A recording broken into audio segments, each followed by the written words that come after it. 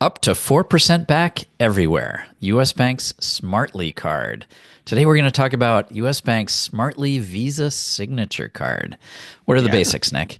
All right. So the basics in this card is that first of all, it has no annual fee. It's got a foreign transaction fee. So if you use your card a lot overseas, then this won't be the one to use for that because it has a 3% foreign transaction fee. There's no welcome bonus on this card, which is something that usually would mean we wouldn't probably be talking about it because we often talk about cards with big welcome bonuses. But this one is so interesting that even though it doesn't have a welcome bonus, it's still worth considering. It's a Visa signature card, and at a base level, it earns 2% back everywhere. Now, I know you heard Greg say up to 4% back. We'll get to how to do that in a second. But at base level, it's a 2% back card with no annual fee if you just got the card and didn't do anything else.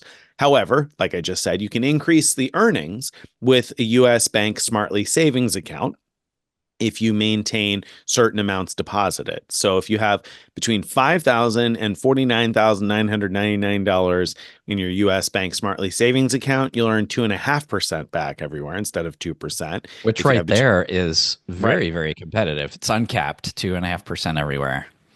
And a low bar, $5,000 in a savings account. I mean, that's an amount that I'm sure many people have in an emergency savings type of account. So it doesn't require a ton of money for 2.5% back. I think that's really a sweet spot for a lot of people that could make this card more interesting than any 2% card on the market from any other company.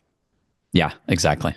But then if you have more money on deposit, you can earn even more back. So if you have between $50,000 and $99,999 with US Bank, you'll earn 3% everywhere. And if you have $100,000 or more with US Bank, you'll earn 4% back everywhere. So there's your up to 4%. Yeah. I mean, that just sounds like implausible, but they're actually doing this.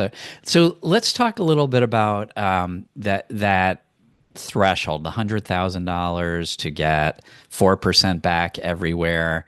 Um, Bank of America has a similar program, and if you just store your money in Bank of America's like basic saving or checking account in order to qualify, you get close to 0% in interest. And so there's a big cost to leaving your money there versus in a high yield account or in stocks or whatever.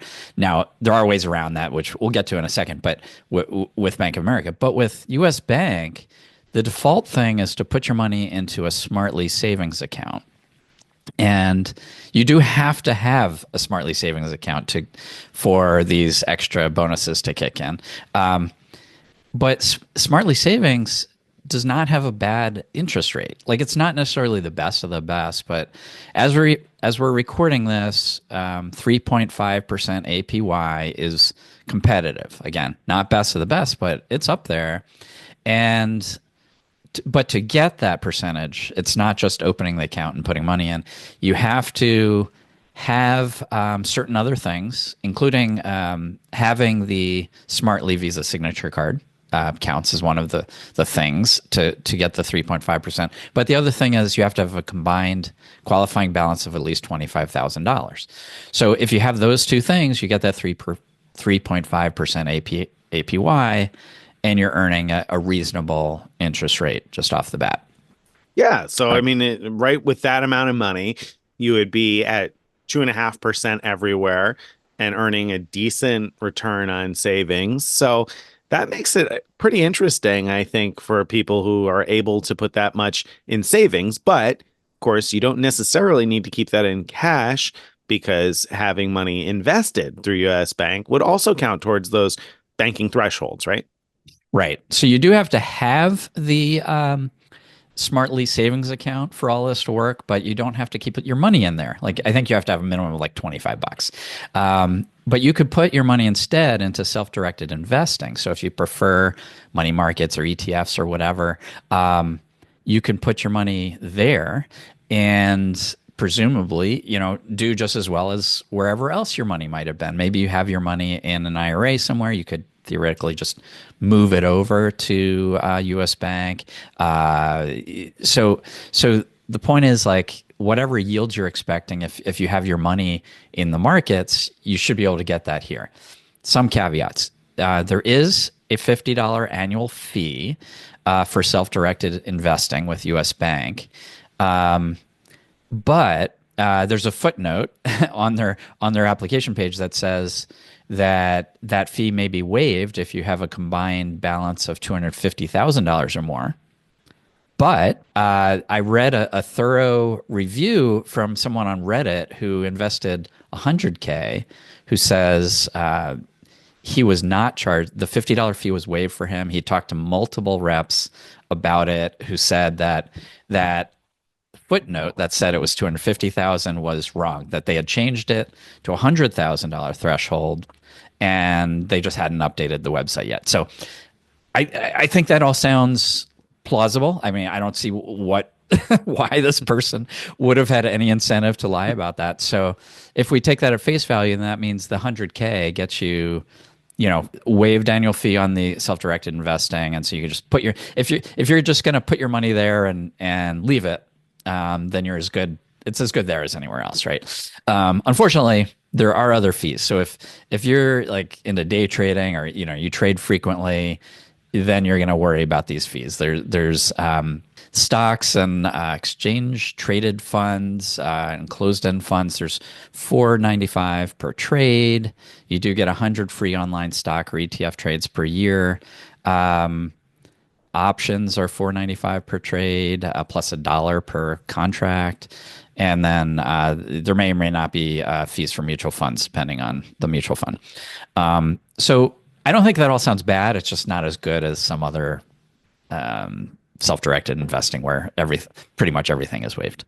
Yeah, I mean, I could see moving. I have a couple of investment accounts, though, where I'm not buying or selling anything. It's just money that I'm holding until I need it someday when I retire or whatever. So I could see moving one of those over where I'm not doing any trading anyway. And Yeah. so either 100,000 of that, or if not 100,000 of that, even if it's less, I think you probably could do the math and figure, well, if you kind of mentally consider the $50 self-directed investing fee as sort of like an annual fee on the credit card, it may still be worth it depending on, where you're going to end up in the Hmm. thresholds for how much you'll earn. So, I mean, even if you only had 25 or 50, let's say, then, you're looking at still earning 2.5 or 3% everywhere. And maybe that's worth $50 a year to you if you don't have the 100,000 to put in there. But if you do, then great. And again, not good if you're trading a lot, but if you're not trading a lot, if this is like a retirement and IRA type account where you're just going to leave it forever or for years and years anyway, then that could be a relatively easy requirement. However, we do need to mention on the reward side that when you go to redeem your rewards, then I'm saying the rewards earned on your credit card spend, the 3%, 2.5%, 4%, whatever we're talking about,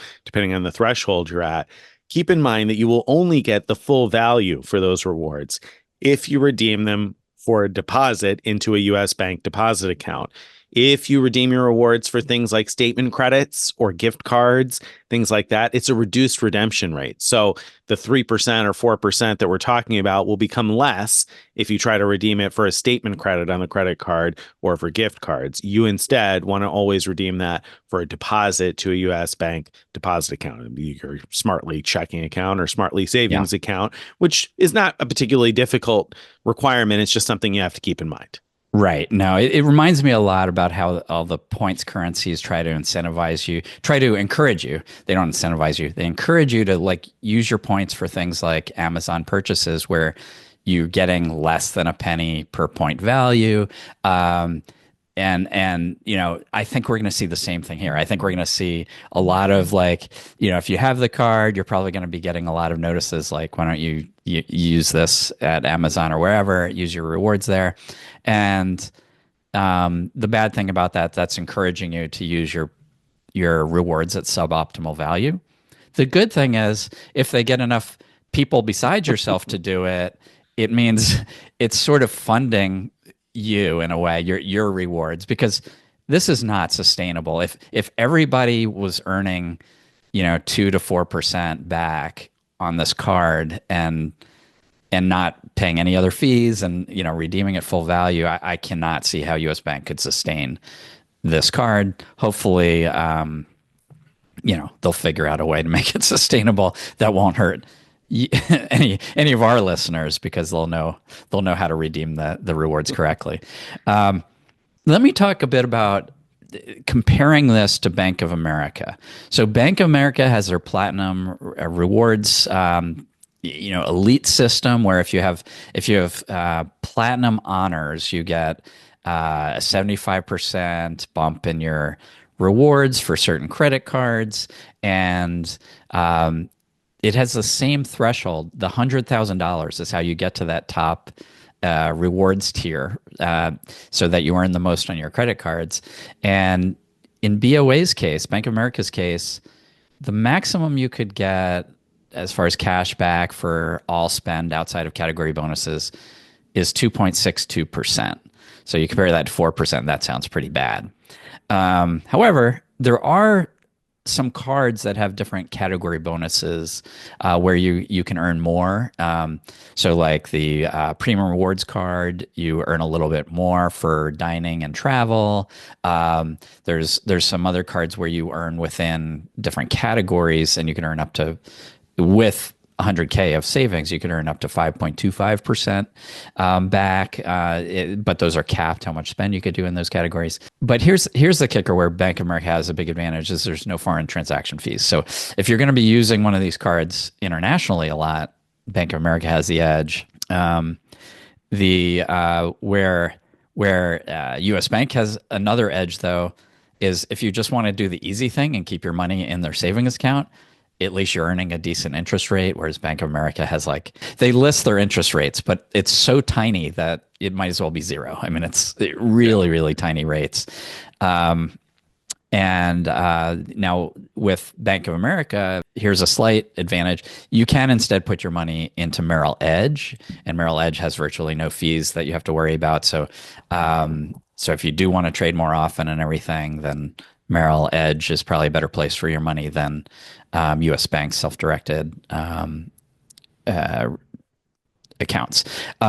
So, I think that kind of sums up where we are with these things, that U.S. Bank, much higher potential for your overall all spend cash back. They both have the 100K threshold of savings in order to get to the top level of earnings. But if you want to spend overseas or internationally, you're better off with the Bank of America card. All right, so I got to ask you, Greg, if you had to pick one or the other, if you had 100,000 and only 100,000, and so you got to decide, where should I put my IRA money, which, like Greg mentioned, you could theoretically transfer over to U.S. Bank. It's called a transfer of custodian. So you change the custodian, and if you have an IRA somewhere, you could at least theoretically move it to U.S. Bank. I haven't done that with U.S. Bank, so I can't speak to the process with them, but I've done it with other institutions, and it's been pretty easy to move around an IRA. So anyway, let's say you got an IRA with 100,000 in it, and you're like, well, do I move it to U.S. Bank? Do I move it to Merrill Edge? Or maybe you already have it in U.S. Bank and Merrill Edge, and you're like, oh, should I move it to U.S. Bank? What do you think? Which would you pick? What would you take here? Yeah, I mean, I think for most people, getting 4% everywhere is really compelling. And so if you're a you invest and just leave the money there type of person, moving that into U.S. Bank, to me, makes a ton of sense. And getting this card 4% everywhere, you can't beat that. Yeah, I mean, even if it's an IRA you're continuing to invest in, and you get the 100 free trades a year, so that's probably enough for people that are doing like a For most retirement people. account type of a thing. Yeah. Hmm.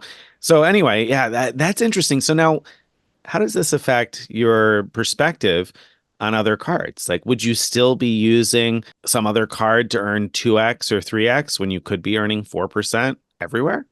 I know that's the thing. If you're earning 4% cash back everywhere, then, or you have the ability to earn 4% cash back everywhere, and you're wondering whether you use like your Double Cash or your Capital One card or your Amex Blue Business Plus card, all those cards that earn 2x transferable points, by using the transferable points card instead of your U.S. Bank card, you're basically paying 2 cents per transferable point, which that's a lot to pay per point unless you really need those points. So there are definitely opportunities to get more value than that for your points. But if you have other ways of getting those points, like sign up bonuses, referral bonuses, all those kind of things, I really think you should be doing that instead.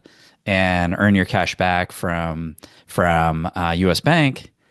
And then, when there's great sales on points, you might actually want to just buy points. We frequently see, Air Canada or Aero or Life Miles selling their miles for like less than 1.3 cents per mile, and so you're getting something like 3 miles per dollar by earning 4% cash back, and then using it to buy during those sales. Yeah. Yeah, that's interesting. So now last question I got to ask you. US Bank Smartly card or US Bank Altitude Reserve? Which is the better card to have? Well, I mean, for domestic spend, I'd go with the Smartly card because yes, the Altitude Reserve, you can earn 3x on a lot of spend, and you can those points can be worth 1.5 cents each, so it's a total of 4.5% back. But you got to jump through some hoops to make that actually work. Whereas this, there's no hoops. You just redeem to your bank account and you're done. Internationally, though, the Altitude Reserve has no foreign transaction fees, so that's a better bet there. Yeah, I mean, I feel like I think most people probably don't need to have both cards or might not be able to justify the cost of having both cards. But I think, we might. And man, this is one of those ones where I'm like, wow, it's going to be really hard to justify spending on other cards with the ability to potentially earn 4% back. And right now, I don't have that money with US Bank, but this certainly has me considering it. I don't know that this is sustainable, but I don't know that that will stop me from taking advantage of it while I can. One last question for you. Do you know? I assume the answer is yes. Do you know, can you product change to this card from a different existing US Bank card? Like I have a US Bank card I'm not using very much. Can I theoretically product change that to the Smartly card? I mean, that seems likely, but no, I I would don't. think. I don't know off the top of my head. Yeah, usually if you want to change products, you can call the bank and ask for a product change. And I would expect you probably can with this one, even though neither of us have done that yet. All Yeah, right. yeah.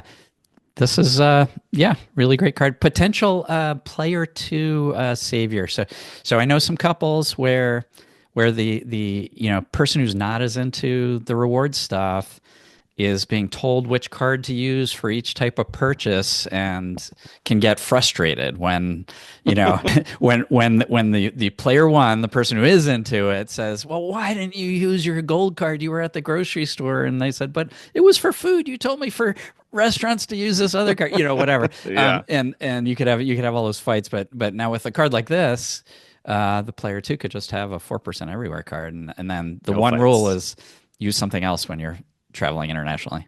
Yeah. Yeah. I think that's a great point. This would be a great card for us to have specifically for that reason. So, yeah. All right. Very interesting from US Bank here with the Smartly card. If you want more information about this card, don't forget you can find a direct link to our site in the show notes. Just expand the description box to find a link to our site. That's frequentmiler.com. You can join our email list at frequentmiler.com/subscribe, and we'll see you next time.